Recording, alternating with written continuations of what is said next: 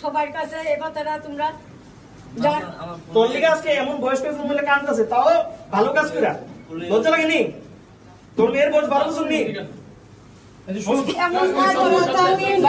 ভাইয়ের মতন তোরে কইছি বলে দাঁড়া ভাই তোরে ইয়ে কইরা দিব, তুই ভাষাটি কি করলি নোংরা। আজকে যদি সরকার এখানে না থাকতো, আমরা মহিলা থাকতাম, তাহলে মনে তুমি নিশ্চয়ই এই কাজটি কইরা যাইতা। লম্বা লম্বা লম্বা আজকে ফের দিছ, কালকে কইরা বইবি তুই করতাম না।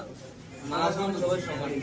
ট্রিটমেন্ট করো, লেফটে যাবে টেনশন কি না মদন না সে কইতাছে সরি কালকে সেরে ফটাফট ফটাফট আর ওই রিপোর্ট ওই লম্বা একটা তো নাটকের সময় নাই।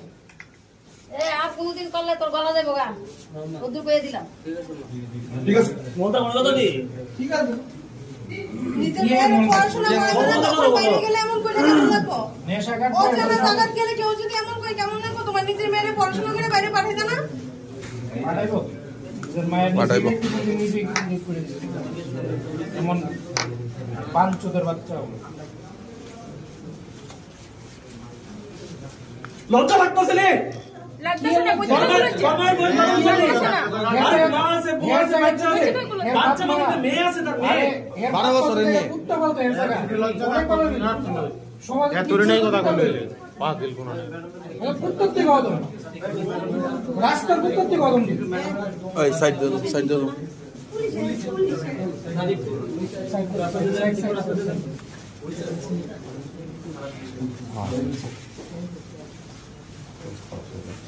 কো আরে সরি কো এই নমস্কার কইরা কইরাই দাস গা। কো মাফ করে দেনা করতাম না। মাফ করে দেন। এমন কথা আর কইতাম না, উত্তর এমন কথা কোনোদিন কইতাম না। সামনেটা যাও